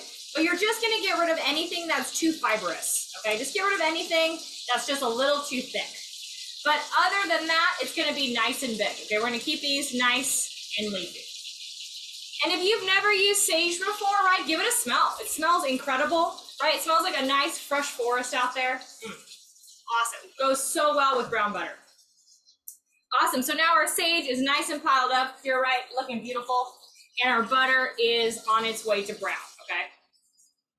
Once you see your butter, right, we're seeing that clarification we were talking about earlier, and you're also gonna start to smell it, right? It's gonna kind of smell like a movie theater at first, right? When you walk into a movie theater, you get that buttery smell, and then it's gonna start to smell nutty, okay? So cooking is with all the senses, right? So once you start to smell that nuttiness, you know that you're on your way, and then you don't wanna walk away from it, right? So once you start to see just the faintest amount of color, right? You see how I have just a slight change of color here? Before the butter gets too brown, we're actually gonna fry the sage leaves in that butter, okay? So the second you see a little bit of color, add that sage and fry that sage in that butter before it gets too brown, okay? So you're kind of catching the butter before it gets too brown. So now what you have is this beautiful butter browning, and it's being infused with that sage, and the sage is frying at the same time. Okay, so we're doing all sorts of things. And it's also starting to smell pretty incredible, right? Awesome. And so you just want to get it to about here. Okay, you guys see that? Brown butter sage. Sage has kind of stopped moving, right? And it's starting to smell pretty incredible. Awesome. How does everybody feel about these steps? Give me some thumbs out there, or a glass of wine, right? Awesome. And we can take 1 second, okay? If your butter is still browning, okay, we can take 1 second. And so if you're with me, go ahead and just turn your heat off your butter for 1 second, okay? And we'll just wait till everybody catches up, no problem. I think some people are still having their butter brown, no worries. So if you're with me, just go ahead and turn the heat off for 1 sec, all right? We'll just wait a few minutes here while everybody's butter browns. Sweet. All right. And so give me a sideways thumb if you need a second, and give me a thumbs up if you're with me. Okay, so either sideways thumb or thumbs up. Okay, a lot of sideways, no problem. So if you're with me, just turn the heat off. Let's take a minute, right? And brown your butter. And if you're waiting with me, take some wine, all right? Take us, yeah, there we go, there we go. Mary and Skip know what I'm talking about, all right? If you take a minute, and we'll just let that butter brown. Yeah, why not? Take a second. Take a load off. Oh my God, no rush. And then once you feel like you're with us, just give me a thumbs up, and then I'll kind of get that message. Yeah, still browning, no problem. I see some people coming up, no problem. And just if you're with me, just turn the heat off for a second. No worries. Awesome. Groovy. All right, here we go. All right, I'm seeing a lot of thumbs up. Excellent. So once we have our brown butter, now we're gonna utilize this pan and go ahead and grab those maitakes, right? Don't forget those beautiful mushrooms. Pop them right into the butter, okay? And our heat is still a nice medium at this point, okay? So what we've done is we've browned the butter, we've fried the sage, and now we're gonna go ahead and we're gonna saute mushrooms in brown butter, okay? How can you get mad at that? Sauteed mushrooms in brown butter, oh my gosh, yum. And you'll notice that I have not seasoned the mushrooms yet, okay? And the reason you don't want to season the mushrooms when they're raw is because if you see it, right, it's really hard to season a mushroom when it's raw because it's kind of rubbery. But if you cook them, what you do is you actually open up the cell walls of the mushrooms. So you cook them first and then you season them. That way the salt can actually get into and penetrate the walls of the mushroom. And so I'm on a nice medium heat, right? And I'm just sauteing my mushrooms nice and gently. And then Andy is saying, does a nonstick pan make a difference? No, Andy and Tammy, it should not make a difference. You should definitely still be able to brown that butter. But it's a little bit harder to tell when you have a darker pan. But when you start to smell it, then you know your butter is browning, right? So you're gonna really rely on your nose. Follow your nose. Awesome. And so a very common misconception with mushrooms is that people cook them kind of hard, right? They cook them till they're nice and like tiny. But I like to cook mine until they're just perfectly cooked. And whenever you cook mushrooms, they should shrink about 1/3 of their size. And that's it, okay? So you can see I pop those mushrooms in, saute, saute, saute, shante, okay? And the second they look a little bit roasted, right, and they've shrunk about 1/3 in their size, that's as far as you need to go, okay? Keep those mushrooms plump. They have great texture. They don't need to be overcooked. They could be eaten raw, okay? Keep in mind that mushrooms can be eaten raw, so keep them nice and plump and keep that nice texture. Awesome. So that's as far as you need to go with that, okay? Once you're here, turn the heat off, okay? This is the base of our sauce.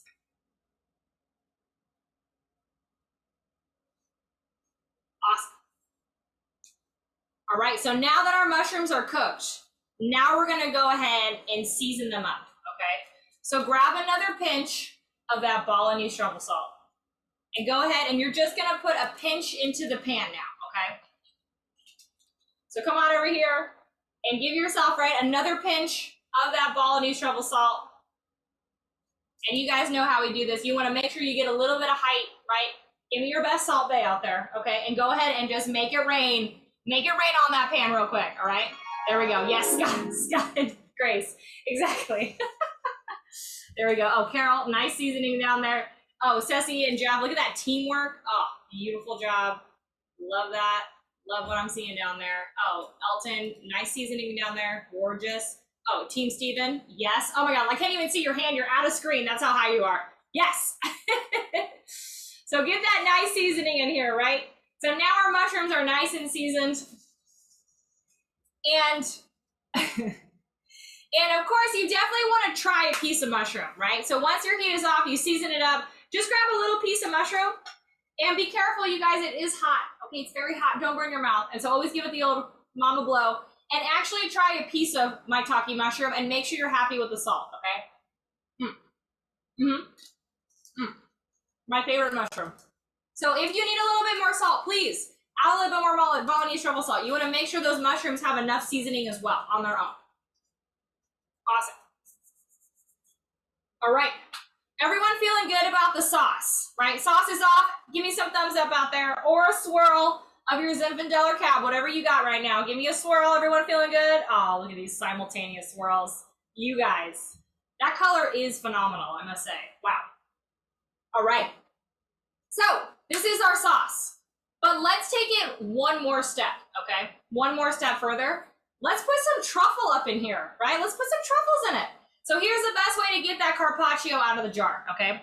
Open it up and grab just a regular old fork, right? Just grab a fork and you're gonna grab half of the actual pieces of truffle, okay? So get that fork in there and just let that drain slightly over the jar so you save all that oil because we have plenty of butter in this pan. We don't need any more fat. So just drain that oil and then go ahead and land it into your pan, right? Just half of the actual truffle pieces. And the second these truffles hit that residual heat, it's gonna smell real good in your kitchen, okay? The second it just hits that warm brown butter, it's gonna start to smell pretty phenomenal. Awesome. And then that remaining carpaccio, keep that fork in there. We're gonna use these later, okay? We're gonna use this later. All right, so what we have in here, brown butter, sage, maitake mushrooms, seasoning, and of course, half of the truffle carpaccio. And at this point, our water is definitely boiling, right? Our water is definitely boiling. We've given it plenty of time to get there. But let's go ahead and season it up now, okay? And we're gonna season the water with whatever seasoning salt you grabbed earlier, right? Remember we grabbed that kosher Morton salt? You don't want to season the pasta water with your Balinese truffle salt, right? Because that's that good stuff. So just use whatever workhorse salt you use at home, okay? And you're gonna come on over here and you're gonna give 2 solid chef pinches. And if you're wondering what a chef pinch is, it's all the digits, okay? Get all the digits involved and go 1, right? You see how much salt I'm putting in there? And 2, because you gotta season all this water.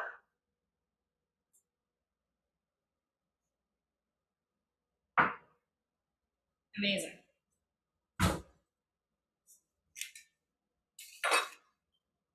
If your sauce is ready, your water is boiling and seasoned, and you are ready to play, drop it like it's hot.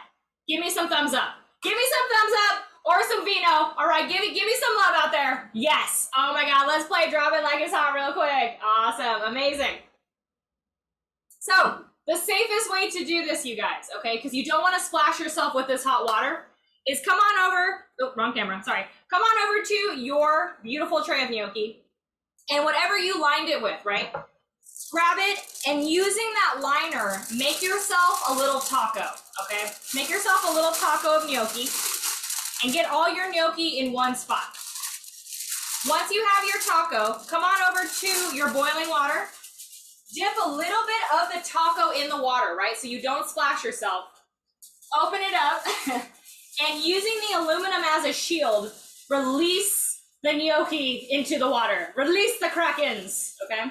Oh my God, Michael and Tammy saying, I love tacos. Me too, I love tacos, big fan. Now our gnocchi are on their way, okay? And you do wanna give them a spin, okay? So come on over here, take a spoon and just get the outsides, because you don't want to actually touch the gnocchis themselves, because you don't want to actually disturb them because they're setting right now. Right now they're setting. So try and just make like a little tornado. Okay, so you can see I'm just getting the outsides of my pot, and I'm just spinning them around.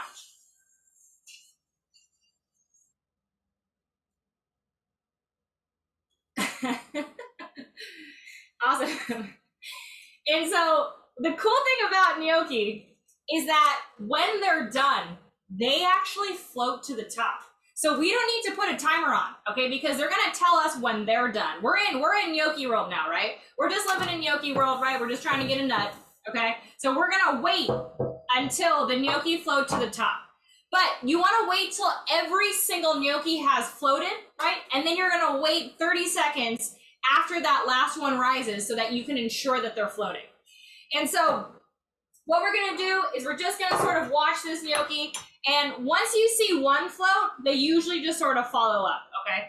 And so I'm coming on over here and I'm just waiting, and oh, I'm seeing a few coming up right here, and you'll see that once they start, they all sort of come up to the top here, okay? And so if you want, go ahead and get your cameras on those gnocchi. We want to see those gnocchi floating. I got a few coming in right here, but we want to see your gnocchi in action. Okay, so grab those cameras, bring them over, give us that gnocchi video. There it is. Oh, Jamie, yes.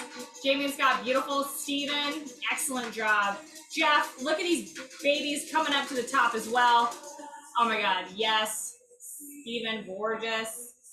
Oh, Peter and Lori, yes. Oh, Newbert, let's do that. Oh my God, nice sauce as well. Beautiful brown butter down there. Love what I'm seeing. Love what I'm seeing over there. Ah. Vince and Eva, give me, it's like the Blair Witch Project. So excited for that gnocchi. Oh, Elton and Shelly, gorgeous, gorgeous, gorgeous. Look at that. And a smile from Shelly as well. Ah, amazing, you guys. Ah, we gotta coax it in. Dulce and Mike. Beautiful. Oh, love what I'm seeing down there. Excellent. All right. So you can see once your gnocchi come up to the top and that 30 seconds begins, okay? It doesn't need to be timed. It's just like a mental 30 seconds, okay? Once your 30 seconds starts, come on over. Rock the gnocchi, exactly. Once your last gnocchi comes up, you're waiting that 30 seconds, you're gonna go ahead and turn the heat back on your sauce now, okay? Nice and medium. That's it, nice and medium. Doesn't need to be crazy. And you're just waiting that extra 30 seconds just to ensure that every gnocchi has set, okay? So while you're waiting that 30 seconds, grab your slotted spoons, right? Whatever you grab for your slotted spoon. And so I kind of know it's 30 seconds when my sauce is feeling hot again. And what I'm going to do is just extract those gnocchi out of that pot of water, right? And sort of get as much water off as possible, right? Kind of just dip it out of there. And then all you have to do, land it right in your sauce, okay? Just land it right there. You've already set yourself up for success here. Get as much water off as possible, right into the sauce. And you want to make sure you get all of those gnocchi babies, right? Make sure you get all those babies. You worked so hard for these. And away we go. Once you've extracted your gnocchi, you can for sure turn off that boiling water, right? We're all done with that boiling water. We don't need it anymore. And now what we're doing is we just have this on a nice medium heat, okay? Nice medium heat here. And we're just sort of coating our gnocchi gently in the sauce, okay? So either using a spoon or if you want to flip it a few times, right? Definitely go for it. Yeah, Jamie and Scott, let's see. Scott, let's see that flip one more time. I see you down there. Scott's crushing that. Yeah, Scott, let's see that beautiful gnocchi. Beautiful. Oh my gosh. Mary and Skip, that's also looking beautiful as well. Gorgeous. Oh, Jeff, yes, yes, yes. All right, so whenever you are making any recipe, we always talk about balance, right? Balance, balance, balance. You hear it all the time. So not only do you want to balance, Skip is giving Mary a little love saying, that's right. We got wine and gnocchi. So not only do you want balance in flavor, but you want balance in texture. Okay, so here's what we're gonna do. We are actually going to fry one side of our gnocchi. All right, and so here's what you're gonna do. Once you've gotten the gnocchi tossed a few times, you got a nice coating of that fat on that gnocchi. We've kept the temperature on a nice medium so far, okay? But now what we're gonna do is we're just gonna shimmy our pan, get everything nice and flat, and then we're gonna turn the heat up to medium high now, okay? Turn your heat up to medium high, and then don't touch your pan, okay? Don't touch it. Just let one side fry. So what we've done is once we got it out of the pot of water, we got it into our brown butter and then we coated it, right? We got a nice layer of fat on the outside. And now what we're gonna do is we're gonna fry it on one side. And full disclosure, you guys, you don't have to do this part. This is definitely off script. This is just something I like to do with the gnocchi. And so get it to a nice, even texture here, turn the heat up, and then don't move it. What's gonna happen is you're gonna start to smell that grilled cheese smell, right? You're gonna smell like a pressed burrito smell. That's how you know the cheese is caramelizing, okay? I don't know about you, but I literally live for caramelized cheese, okay? So go ahead here. Once you smell it, right, you're gonna start to smell just a little bit of caramelization here. And what you're gonna do is you're just gonna check the bottom of one, okay? And what you're looking for is that nice golden brown, delicious, okay? You see how one side is now golden brown? And it's gonna be crunchy on one side. So you just kind of keep frying it until you smell it.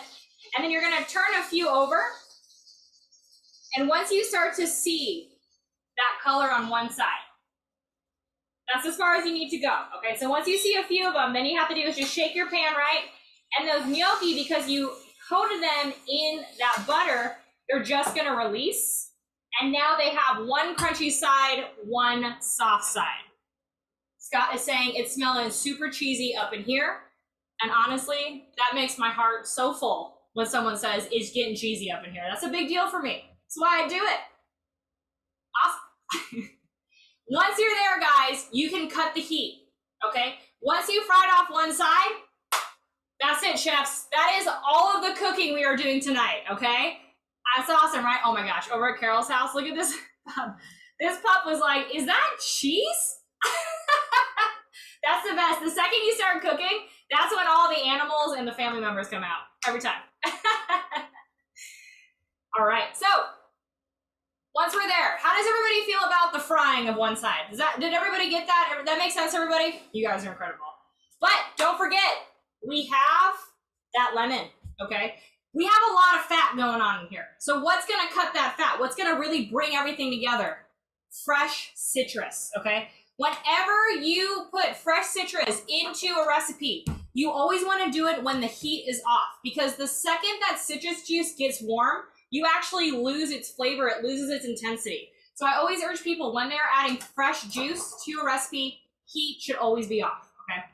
I'm gonna suggest that you start with half of the lemon, okay? So if you have one of those lemon squeezies, yeah, like Scott has over there, go ahead and definitely use one of those. These are amazing, all right? And if not, you can go ahead and you can just squeeze that right into the pan, okay? Just squeeze it right into the pan, no problem. Start with half of the lemon, all right? Start with half of it. Get all that juice in there. Make sure you don't get any seeds in there, okay? Mix it up, right? Get it all mixed up in there. And then cut one gnocchi in half and let's try it. Please be careful. These are hot. These are so hot. I have burned my mouth on so many gnocchi. I'm telling you, give it a blow or give it the mama blow. We all know this. You don't want to burn your mouth right before you eat. And then give it a try, okay?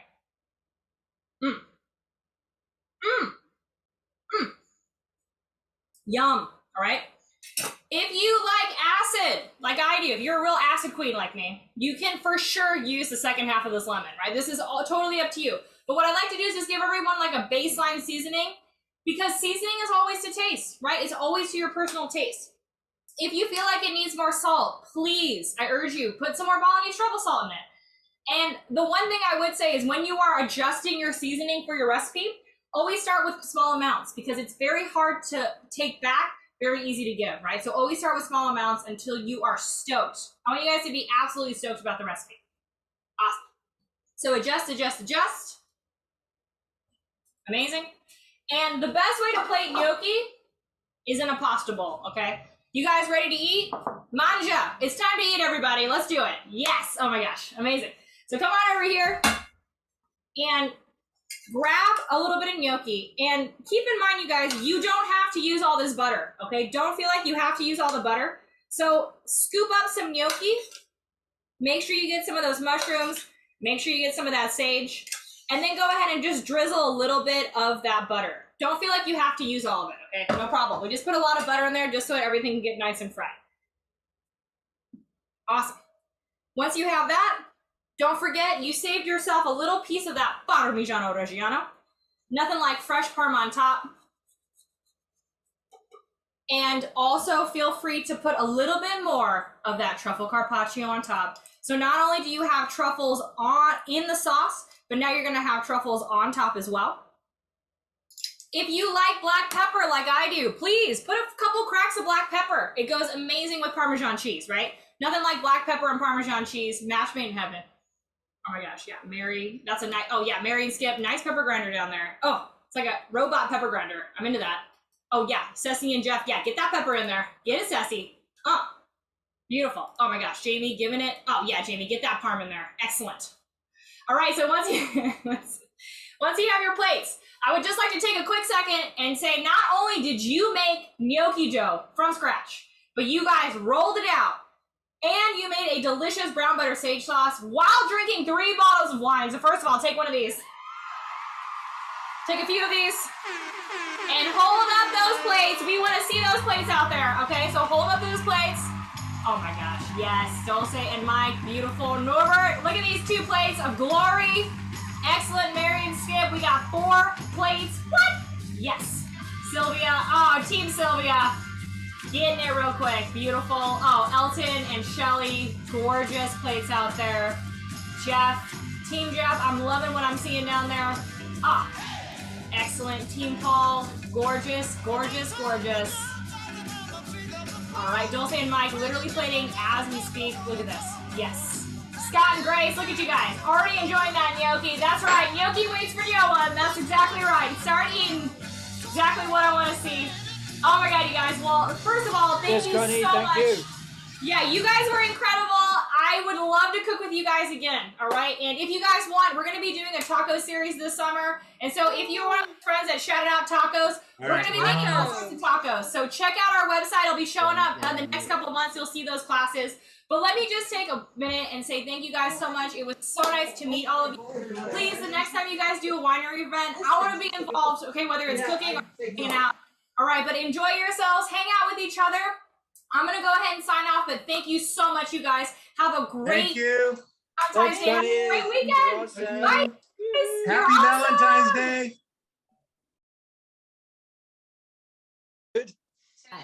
It is time to eat. I want to say to everybody, a very happy Valentine's Day. rock it on. So this is from all of us at Robert Craig. To my people, this is our gang. All of us at Robert Craig are wishing you all a very happy Valentine's Day. Showing I love you, people. What can I tell you? Happy Valentine's Day. Thanks so much for joining us. That was really fun. Connie was great. Love you guys.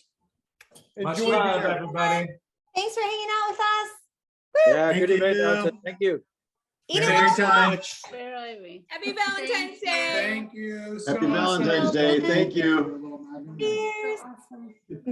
So much fun. Bye. Bye. Thank Bye. Bye, everybody. Cheers, everyone. Happy Valentine's Day. Cheers. Pepper.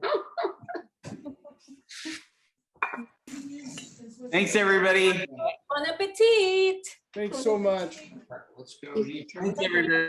Bye, Grace. Bye, Bye. Leahy's. Bye, Brandows. That was fun. Skip Lydia? and Mary. Ready? We should do it Bye, together. guys. Bye. Bye all. Thank you so much. Thank you. Yeah, that was Guys. fun. Woohoo.